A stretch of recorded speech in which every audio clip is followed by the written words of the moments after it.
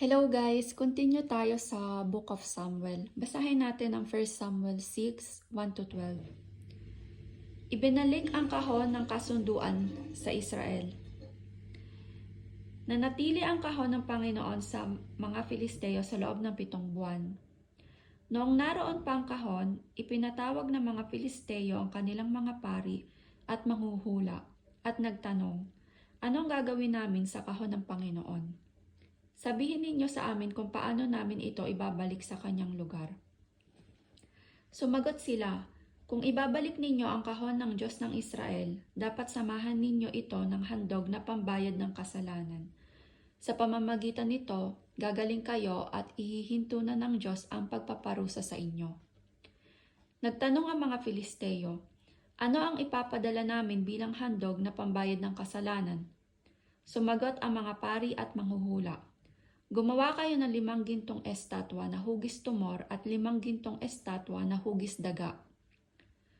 Ayon sa dami ng mga pinuno natin, dahil dumating sa atin at sa mga pinuno natin ang mga salot ng mga tumor at daga na naminsala sa ating lupain. Ihandog ninyo ito bilang pagpaparangal sa Diyos ng Israel. Baka sakaling itigil na niya ang pagpaparusa sa atin, sa mga Diyos natin at sa ating lupain. Huwag na ninyong patigasin ang mga puso ninyo gaya ng ginawa ng mga Ehipsyo at ng kanilang Faraon. Pinayagan lang nilang makaalis ang mga Israelita nang matindi na ang pagpapahirap sa kanila ng Diyos. Kaya ngayon, gumawa kayo ng bagong kariton at kumuha ng 2 inahing baka na hindi pa nagpapahila ng kariton.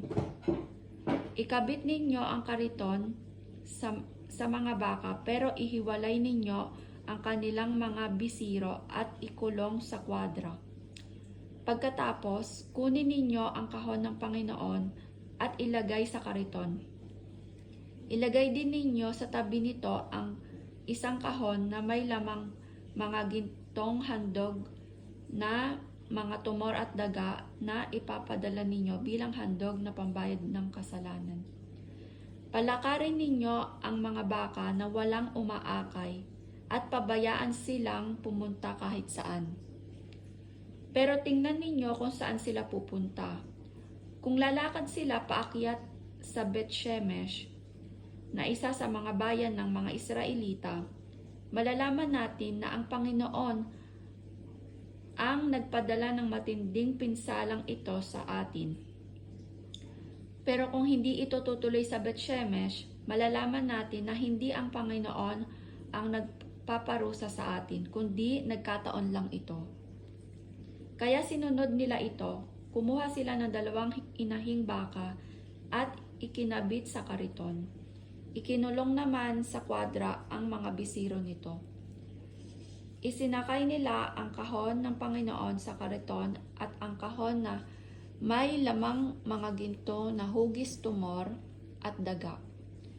Pagkatapos, lumakad ang mga baka patungo sa Beth-Shemesh na hindi man lang lumilihis ng daan habang patuloy na umuunga. Sumusunod sa kanila ang mga pinuno ng mga Filisteo hanggang sa hangganan ng Beth-Shemesh. Dito, nakilala ng mga Filisteo kung sino ang Diyos ng mga Israelita. Nalaman nila kung gaano ka-powerful ang Diyos, pero hindi sila tumanggap sa Panginoon. Hindi nila tinanggap ang Diyos bilang Diyos nila. Inalis nila ang Diyos sa lugar nila. Kung mababasa natin, ang tawag nila ay kahon ng Diyos ng Israel. It means, hindi nila kinikilala bilang Diyos, bilang Diyos nila ang Diyos ng mga Israelita. So, it's sad na they refuse God. Kung iisipin natin si Abraham, bakit pinagpala ng Panginoon si Abraham? Kasi 'di ba si Abraham ay pagan. Pagan din siya katulad ng mga Filisteo. Pero nung nagpakilala ang Diyos sa kanya, ang answer agad niya ay yes. And yung pag-yes na yon, naiba yung buhay niya. May mga pagbabago na sometimes hindi talaga madali. And kung makikita natin dito sa story ni Abraham, meron siyang action na ginawa. And ganun din ang meaning ng born again. Kapag nag-yes ka kay Jesus, dapat may mababago sa buhay mo. Kasi kung sasabihin mong, ay, tumanggap naman ako sa Panginoon, ay, naniniwala naman ako sa Panginoon, nananalig naman ako sa Panginoon, pero wala namang pagbabago sa life mo. It means hindi ka tunay na born again. For example, isipin na lang natin yung mga parent na first time magkaroon ng anak. Isipin natin yung buhay nila before magkaanak and after magkaanak. 'Di ba?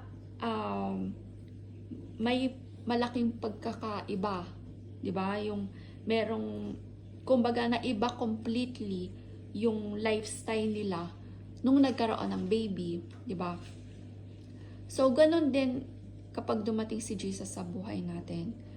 Talagang maiiba completely yung lifestyle. Yung makikita natin, meron talagang nabago sa buhay. Kasi, si Jesus na ang humahawak ng buhay natin, hindi na tayo. Kung babasahin natin ang James 2:20-24. Hanapin ko lang.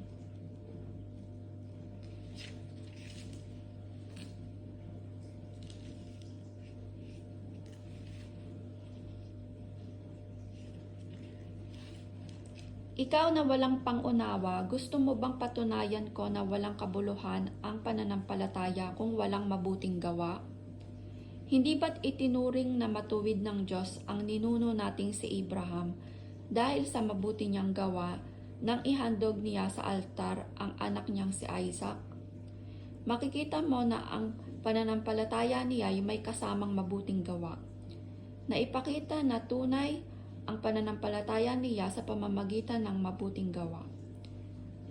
Natupad ang sinasabi ng kasulatan. Sumasampalataya si Abraham sa Diyos at dahil dito itinuring siyang matuwid. Tinawag pa nga siyang kaibigan ng Diyos. Dito nyo makikita na itinuturing na matuwid ng Diyos ang tao dahil sa mabuti nitong gawa at hindi dahil sa pananampalataya lamang. Amen. And basahin din natin ang verse ituloy natin. Basahin natin yung verse 13-21 ng 1 Samuel 6.